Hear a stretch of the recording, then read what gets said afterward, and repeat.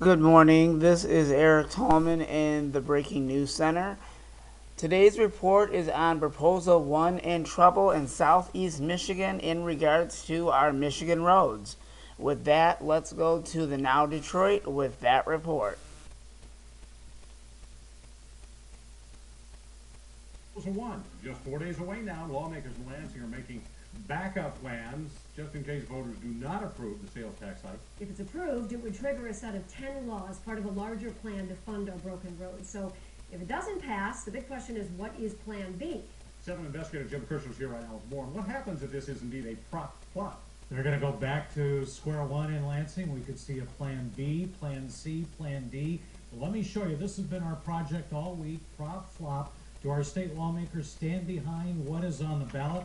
And I can tell you, I'm still getting calls. Got one today from this lady. This is Gretchen Driscoll, a Democrat from Saline. She called me to say she supports it. Now, these are our 62 state lawmakers from Metro Detroit. 1/3 of them voted to put this on the ballot. Our poll last night shows that this one is going to be going down next Tuesday, almost by a 2-to-1 margin. So what is Plan B? Well, let's start at the top in the State House. Do you have a Plan B? I have, let's call it ideas at this point. I have ideas, and this will be a priority until it is solved. We shift the gas tax to the road, the sales tax, and put it all in the gas tax and put it into roads and phase it in with a growing economy. And I was confident in that plan and confident in our economy growing. And what we did legislatively, as far as I'm concerned, was funding it. We should have solved this problem last session. As a matter of fact, we should have solved this problem June of 2014 before we went home to campaign.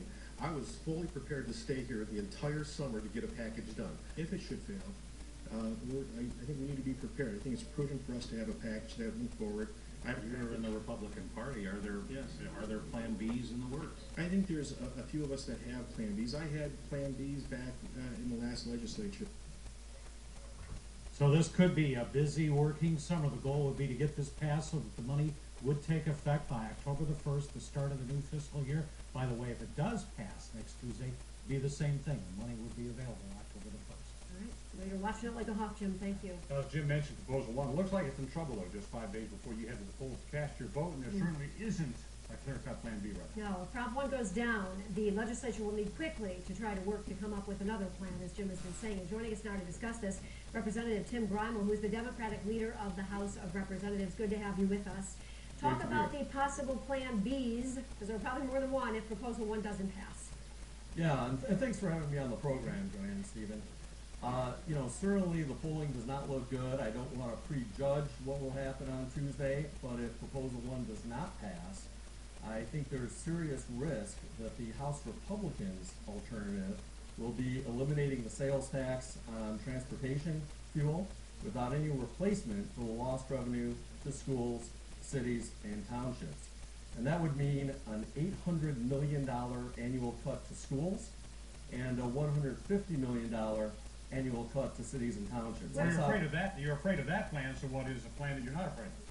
Well, that obviously is not a plan that House Democrats support, although it is the plan that House Republicans passed in December, and it's the plan that House Republican leadership has said they want to go back to if Proposal 1 fails.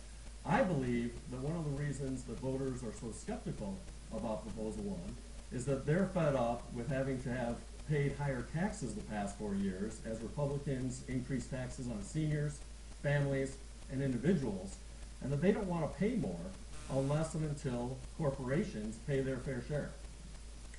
Get back, you said the Republicans, you're saying, would eliminate sales tax on fuel, which would cut funding from schools. How would that help fix the roads? Yeah, their proposal in essence, Joanne, would eliminate the sales tax on fuel, increase the transportation tax in a roughly similar amount, all of which would go to roads and other transportation purposes, but because the sales tax currently is dedicated to schools, cities, and townships, they do not have a plan to replace that revenue, which would leave schools, cities, and townships holding the bag. Yeah, the problem with Proposal 1, I think, according to early polling, is people didn't seem too bothered by the idea of paying the 1% sales tax if it went for roads. What people did not like was the complicated set of moving things here and there, and that other things would get some money, and this would get a little money. So how about just a sales tax, just for roads, period? Well, I think we let me first say that the whole reason why we're going to the ballot and why this is on the ballot is because any change in the sales tax rate requires a vote of the people, because it requires a constitutional amendment to the state constitution. I think the legislators are going to be pretty reluctant to put a sales tax rate increase before voters again if Proposal 1 is defeated. I'm hearing a lot of partisan talk from you and from others, and we've interviewed about this, but I think the bottom line here is if this fails, there's going to have to be a bipartisan solution here in some way to get this done ultimately, don't you think? No question about it, and we as the House Democratic Caucus are committed to rolling up our sleeves and getting back to work right away on May 6th, if this fails, to come up with an alternative and hopefully a better alternative. All right, Representative, thank you very much for your time. Of course, yesterday we showed you the results of our exclusive poll, and here are the numbers. 61% of voters saying they will not be voting for Proposal 1. 29% say they will. So it looks like it's going down in flames. Yeah, joining us now is our pollster, Bernie Porn from Epic MRA. Bernie, are you surprised by the results that we saw in that poll? Not really, because it's very consistent with our past polling, and if anything, the numbers did improve slightly for the yes side by about 5 points, but they still have a tremendous mountain to climb. They would have to get all of the undecideds, all of the soft folks who are leaning no, and then actually convert no voters to yes in order to have a chance at winning. Well, what is it voters don't like about this? There's too much in it. That was the top reason they cited. And the next is the tax increase, and that has switched since March. In March, they were against the tax increase, and the second reason was because there's too much in it. So I think the more people have learned about the proposal, they just are overwhelmed by the provisions and the pieces of this plan, and that's why they're against it. What do you think people are willing to pay to fix our roads? Because we all agree they're a huge problem. So what are you finding there? Well, I think that as our past polling has showed that they're against raising the gas tax, which is probably one of the big reasons why they're against Proposal 1, because it did include a gas tax increase. They're in favor of raising taxes for the large trucks that they feel are causing the problems in terms of road decay.